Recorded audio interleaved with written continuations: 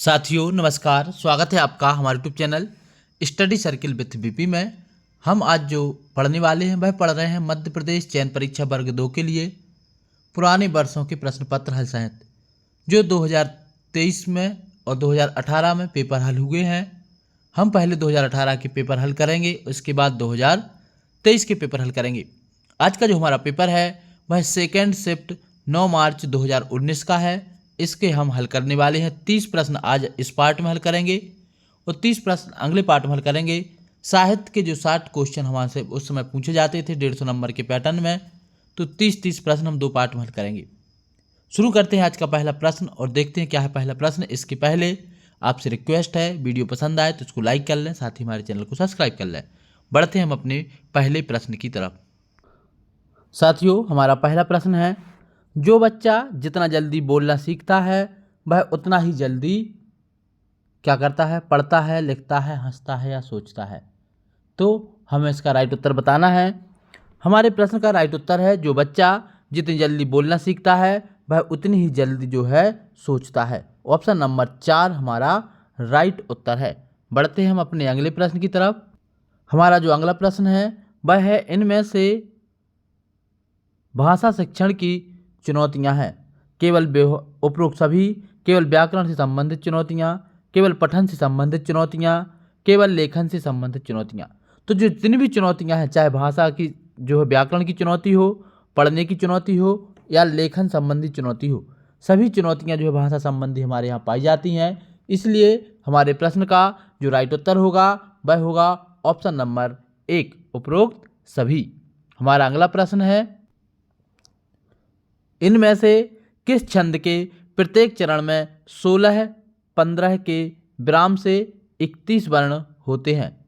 कहीं 8, 8, 8 और 7 वर्णों पर भी यति अंतिम वर्ण गुरु होता है। इस प्रश्न का जो हमारा राइट उत्तर है वह है आपका घनाक्षरी छंद। ऑप्शन नंबर 3 घनाक्षरी छंद जो है हमारा राइट उत्तर है। साथियों वीडियो पसंद आए तो इसको लाइक कर लें, साथ ही हमारे चैनल को सब्सक्राइब कर लें। हमारा अगला प्रश्न है, अर्ध सरकारी पत्र से क्या तात्पर्य है? हमें बताना है अर्ध सरकारी पत्र से क्या तात्पर्य है। ऑप्शन है, एक सरकारी अधिकारी द्वारा दूसरे सरकारी अधिकारी को लिखा गया औपचारिक पत्र, एक सरकारी अधिकारी द्वारा दूसरे अधिकारी को लिखा गया अनौपचारिक पत्र, एक व्यक्ति द्वारा सरकारी कार्यालय में लिखा गया पत्र, और चौथा ऑप्शन है सरकारी कार्यालय द्वारा निजी कंपनी को लिखा गया पत्र। तो अर्ध सरकारी पत्र के अंतर्गत आएगा कि एक सरकारी अधिकारी द्वारा दूसरे सरकारी अधिकारी को लिखा गया अनौपचारिक पत्र। इसके हिसाब से हमारा जो उत्तर होगा, एक सरकारी अधिकारी को दूसरे सरकारी अधिकारी को, एक सरकारी अधिकारी द्वारा दूसरे सरकारी अधिकारी को लिखा गया अनौपचारिक पत्र जो है अर्ध सरकारी पत्र कहलाएगा। ऑप्शन नंबर 2 हमारा राइट उत्तर है। बढ़ते हैं हम अपने अगले प्रश्न की तरफ। हमारा अगला प्रश्न है, दोहा और रोला छंद के मिश्रण से कौन सा छंद बनता है? दोहा छंद और रोला छंद के मिश्रण से जो छंद बनता है वह बनता है कुंडलियां छंद। ऑप्शन नंबर 3 हमारा राइट उत्तर है।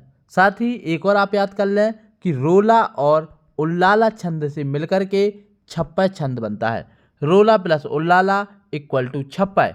इसको आप याद कर लें। हमारी हिंदी पढ़ने की यही ट्रिक है कि हमने इसको अंग्रेजी में याद कर लिया। रोला प्लस उल्लाला इक्वल टू छप्पय।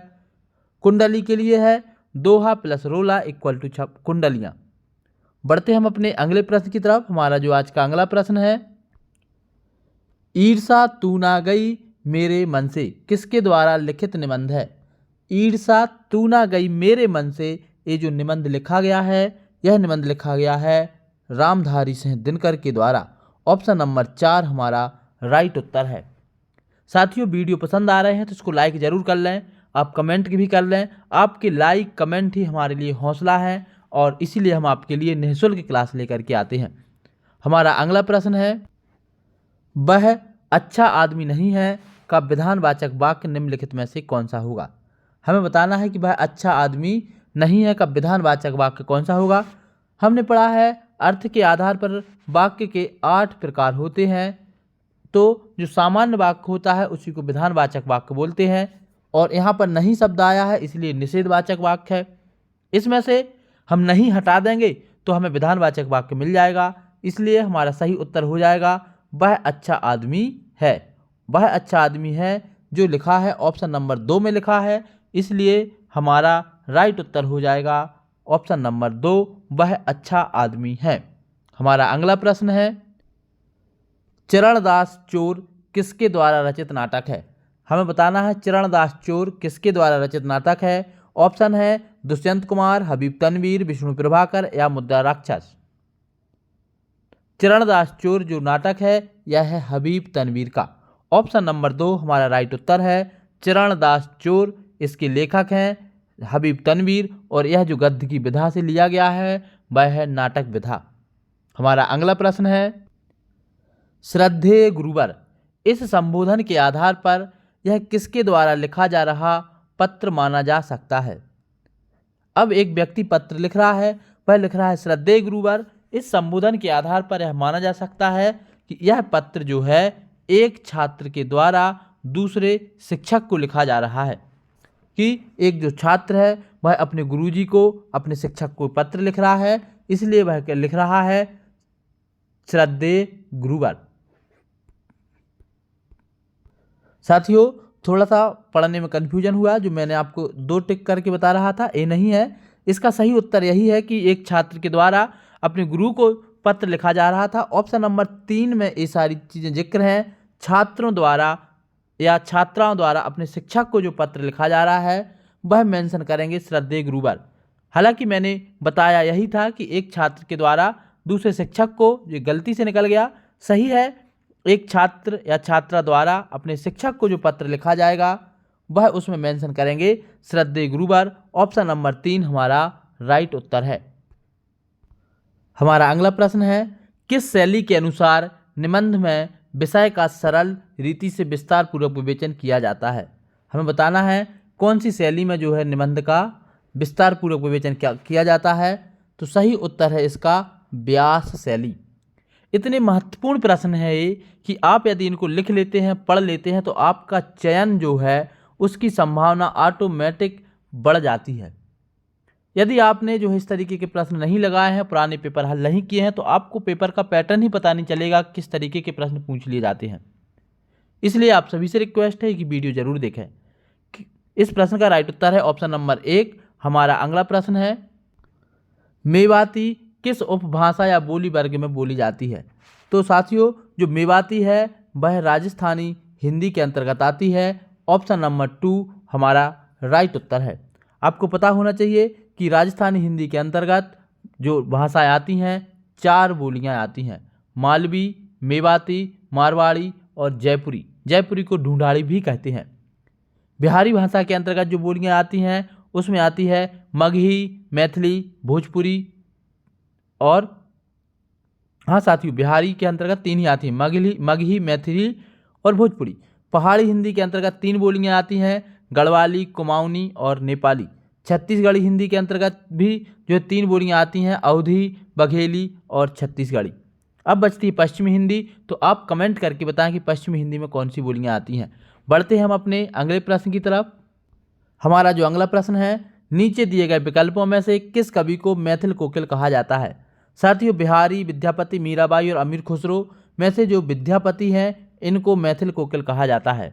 विद्यापति के लिए मैथिल कोकिल के नाम से जाना जाता है। इनकी जो रचना है पदावली, कीर्तिलता, कीर्ति पताका और पदावली, इनकी 3 रचना है। इसमें से पदावली जो है मैथिल भाषा में लिखी गई है और इसीलिए इनको जो है मैथिल कोकिल के नाम से जाना जाता है। आप हमें कमेंट करके जरूर बताएं विद्यापति कौन से काल के कवि हैं, आदिकाल के, भक्ति काल के, रीतिकाल के या आधुनिक काल के। बढ़ते हैं हम अपने अगले प्रश्न की तरफ। हमारा आज का अगला प्रश्न है, बिना के ज्ञान के संप्रेषण तथा लेखन का विकास संभव नहीं है। बिना, यहाँ पर साथियों के पहले थोड़ा सा खाली स्थान है कि बिना खाली स्थान के ज्ञान के संप्रेषण तथा लेखन का विकास संभव नहीं है। तो इसका राइट उत्तर होगा व्याकरण। जब तक हमें व्याकरण का ज्ञान नहीं है, जब तक संप्रेषण और तथा लेखन का विकास संभव नहीं है। कहाँ पर हमें कौन सी क्रिया लगानी है, किस तरीके की शब्दावली प्रयोग करनी है, ये हमें व्याकरण सिखाता है। इसलिए इस प्रश्न का जो राइट उत्तर है वह है ऑप्शन नंबर 1। बढ़ते हैं हम अपने अगले प्रश्न की तरफ। हमारा अगला प्रश्न है, भारतीय डाक का पिन नंबर कितने अंकों का होता है? साथियों, हमें बताना है भारतीय डाक का जो पिन नंबर होता है वह कितने अंकों का होता है। तो वह होता है 6 अंकों का। जिसको भी पता नहीं हो आप लिख सकते हैं, जैसे कि मेरे शहर का पिन कोड है 470 775, तो 3 3 6 अंक हो गए। इसी तरीके का आपके शहर का भी कोई ना कोई एक पिन कोड होगा। इससे हमें पता चलता है हमारे शहर का जो पिन कोड है वह 6 अंक का होता है। हमारा अगला प्रश्न है, मौखिक अभिव्यक्ति हेतु व्याकरण की आवश्यकता होती है ताकि केवल बालक भावों को शुद्ध रूप से व्यक्त कर सकें, केवल भाषा संबंधी अभिव्यक्ति का विकास कर सकें, केवल स्वरों के आरोह और अवरोह एवं बलाघातों को समझ सकें, या उपरोक्त सभी। तो व्याकरण का ज्ञान हमें इसीलिए जरूरी है ताकि इन सारी चीज़ों को हम समझ सकें। इसलिए इस प्रश्न का जो हमारा राइट उत्तर होगा वह है ऑप्शन नंबर 1। हमारा अगला प्रश्न है, पत्र के अंगों का उचित क्रम क्या है? तो हमारा जो पत्र है, पत्र के अंगों का जो उचित क्रम होना चाहिए, क्या होना चाहिए? ऐसे प्रश्न आपको केवल पुराने पेपरों में ही देखने को मिलते हैं। बहुत कम ही पुराने पेपरों के बाद जब कोई बुक्स निकलती है तो भले ही हमें ऐसे प्रश्न देखने को मिल जाएं, वरना ऐसे प्रश्न हमको ऐसे ही समय में देखने को मिलते हैं। तो वीडियो पसंद आए तो उसको लाइक ज़रूर कर लें। इस प्रश्न का राइट उत्तर है कि पत्र के जो अंग हैं, सबसे पहले हम पत्र में क्या करते हैं, प्रारंभ करते हैं। तो प्रारंभ हमको 3 ऑप्शन में दिख रहा है, तो पहला ऑप्शन हमारा जो है ख़त्म हो जाएगा। इसके बाद हम किसी को संबोधन करते हैं, तो दूसरे नंबर पर हमको संबोधन 2 और 3 में दिख रहा है, तो चौथा ऑप्शन भी हमारा ख़त्म हो जाएगा। इसके बाद जो है हम कलेवर लिखते हैं, बाद में अंत करते हैं। इसलिए ऑप्शन नंबर 3 प्रारंभ, संबोधन, कलेवर और अंत हमारा राइट उत्तर होगा, जो है प्रारंभ, संबोधन, कलेवर और अंत पत्र के अंगों का यह उचित क्रम है। हमारा अगला प्रश्न है, सामाजिक अनौपचारिक पत्र में अपने से बड़ों के लिए निम्न में से कौन सा निवेदन नहीं उपयोग में लाया जाता? जो सामाजिक अनौपचारिक पत्र हम लिखते हैं, अपने से बड़ों के लिए लिखते हैं, उसमें हमें क्या उपयोग में नहीं लाया जाता है? तो इसमें ऑप्शन है आपका शिष्य, आपका दर्शनाभिलाषी, आपका साथी, आपका अनुज। यदि कोई हमसे बड़ा है तो हम आपका अनुज तो प्रयोग बिल्कुल करेंगे ही, क्योंकि ये तो सही है। आपका शिष्य भी कर सकते हैं, यदि हमसे कोई बड़ा है, गुरु है, तो हम उनके लिए आपका शिष्य लिख सकते हैं। कोई हमसे बड़ा है जिसके लिए हम जो देखने को तरस रहे हैं, तो आपका दर्शनाभिलाषी भी लिख सकते हैं। लेकिन हम आपका साथी नहीं लिख सकते। साथी हम मित्र के लिए लिख सकते हैं। बाकी और हम किसी के लिए यदि आपका साथी शब्द प्रयोग करते हैं, पत्नी के लिए भी आपका साथी शब्द प्रयोग किया जा सकता है, लेकिन सही शब्द होगा मित्र के लिए केवल। इसलिए इस प्रश्न का राइट उत्तर है ऑप्शन नंबर 3 आपका साथी। अनौपचारिक पत्र में जब हम अपने से बड़ों के लिए लिखेंगे तो निवेदन नहीं उपयोग में लाया जाता है, तो आपका साथी हम निवेदन उपयोग में नहीं लाएंगे। हमारा अगला प्रश्न है, भाषा नियमों द्वारा नियंत्रित खाली स्थान का माध्यम भर नहीं है, बल्कि यह हमारी सोच को भी निर्मित करती है। हमारा इसका राइट उत्तर है कि जो भाषा है नियमों द्वारा नियंत्रित केवल हमारी संप्रेषण का माध्यम नहीं है, बल्कि हमारी सोच भी निर्मित करती है। हमारी भाषा जितनी अच्छी होगी, हम जितनी अच्छी भाषा पढ़ेंगे, उतनी अच्छी हमारी सोच होगी। इसलिए भाषा केवल बात करने का ही जरिया नहीं है, साथ ही हमारे चिंतन का, हमारी सोच का भी एक जरिया है। हमारा अगला प्रश्न है, भाषा सीखने के प्रमुख चरण क्या हैं? भाषा सीखने के जो प्रमुख चरण हैं, अंग्रेजी में एक शब्द चलता है LSRW। L for listening, S for speaking, R for reading, W for writing. यह भाषा सीखने का सही क्रम है। लिसनिंग मतलब सुनना, स्पीकिंग मतलब बोलना, रीडिंग मतलब पढ़ना और राइटिंग मतलब लिखना। तो हमें से बताना है कि भाषा सीखने के प्रमुख चरण हैं। तो सभी के सभी पढ़ना, लिखना, समझना सभी हमारे भाषा के सीखने के चरण हैं। इसलिए इसका राइट उत्तर होगा ऑप्शन नंबर 1। बढ़ते हैं हम अपने अगले प्रश्न की तरफ। हमारा अगला प्रश्न है, भाषा कौशल का एक प्रकार नहीं है। तो भाषा कौशल का कौन सा एक प्रकार नहीं है?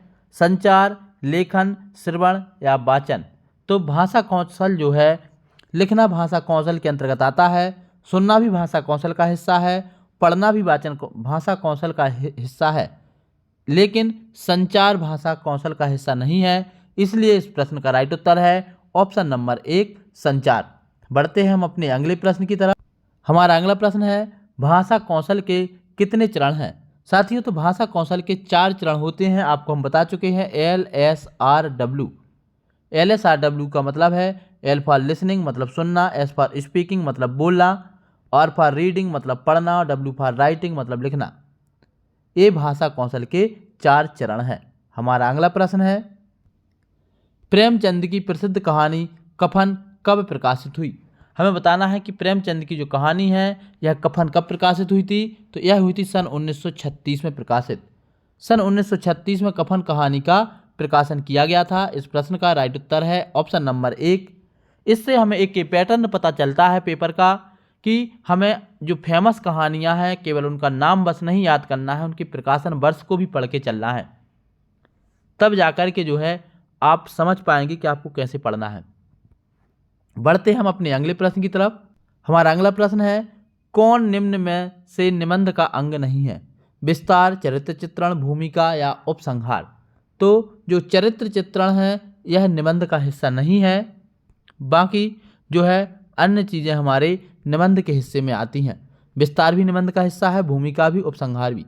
पात्र एवं चरित्र चित्रण जो है यह नाटक, कहानी, एकांकी, उपन्यासों में जो है इनका प्रयोग होता है, निबंध में इसका प्रयोग नहीं होता। बढ़ते हैं हम अपने अगले प्रश्न की तरफ।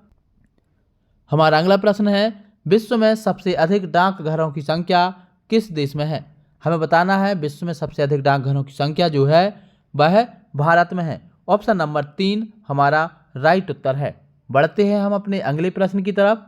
हमारा अगला प्रश्न है अधिगम से तात्पर्य है। अधिगम से तात्पर्य होता है सीखना, अर्जित करने से, अनुकरण करने से या रट कर के विषय वस्तु को याद करने से। तो जो भाषा के अधिगम का मतलब होता है वह होता है सीखने से। भाषा ही क्या, किसी भी विषय को हम जो है पढ़ के सीखते हैं वह अधिगम कहलाता है। इसलिए अधिगम का तात्पर्य है सीखना। अर्जित करने से, अनुकरण करने से या रट कर के विषय वस्तु याद करने से अधिगम नहीं होता है, अधिगम सीख करके होता है। अधिगम का मतलब ही होता है लर्निंग। बढ़ते हैं हम अपने अगले प्रश्न की तरफ। हमारा जो अगला प्रश्न है वह है निम्नलिखित में से कौन सा तथ्य संदेश राशक के संदर्भ में सही नहीं है। हमें बताना है इसमें से कौन सा तथ्य संदेश राशक के संबंध में सही नहीं है। इसमें युद्धों का जीवंत वर्णन किया गया है, यह एक बृहकाव्य है, यह एक धर्मेतर रास ग्रंथ है, यह अब्दुल रहमान द्वारा रचित है। तो जो यह एक बृहकाव्य है, धर्मेतर रास ग्रंथ भी है, अब्दुल रहमान के द्वारा लिखा भी गया है, लेकिन इसमें युद्धों का वर्णन नहीं है, जीवंत वर्णन नहीं किया। इसमें युद्धों का जीवंत वर्णन किया गया है ऐसा नहीं है। इसलिए इस प्रश्न का राइट उत्तर है ऑप्शन नंबर 1। बढ़ते हैं हम अपने अगले प्रश्न की तरफ। हमारा अगला प्रश्न है निम्नलिखित में से कौन भारतेंदु युगीन निबंधकार नहीं है। हमें बताना है कौन भारतेंदु युगीन निबंधकार नहीं है। तो प्रताप नारायण मिश्र, बद्री नारायण चौधरी, प्रेमघन, बालकृष्ण भट्ट और जयशंकर प्रसाद। इसमें से जयशंकर प्रसाद छायावाद के हैं, बाकी राइटर या निबंधकार दिए गए हैं यह जो है भारतेंदु युगीन है। इसलिए इस प्रश्न का राइट उत्तर होगा ऑप्शन नंबर 2। हमारा अगला प्रश्न है निम्नलिखित में से कौन सी आदिकालीन साहित्य की शाखा नहीं है। आदिकालीन साहित्य की शाखा कौन सी नहीं है। जैन काव्य, रासो काव्य, सिद्ध काव्य या रीति मुक्त काव्य। साथियों, रीति मुक्त, रीतिबद्ध और रीति सिद्ध, ये 3 रीतिबद्ध, रीति मुक्त और रीति सिद्ध, ये तीनों की 3 जो पद्धतियां हैं यह रीतिकाल की हैं। इसलिए इस प्रश्न का राइट उत्तर होगा ऑप्शन नंबर 3, क्योंकि जैन साहित्य, रासो साहित्य, सिद्ध साहित्य, लौकिक साहित्य, नाथ साहित्य ये सब जो है आदिकाल के हैं, लेकिन रीति मुक्त काव्य जो है आपका वह आदिकालीन साहित्य की शाखा नहीं है। तो हमने इस तरीके से 30 प्रश्न कंप्लीट किए। आगे के 30 प्रश्न अगले पार्ट में हल करेंगे। आज की इस वीडियो में इतना ही। वीडियो पसंद आया है तो इसको लाइक कर लें, साथ ही हमारे चैनल को सब्सक्राइब कर लें। अंत तक वीडियो देखने के लिए सभी का बहुत बहुत धन्यवाद। जय हिंद।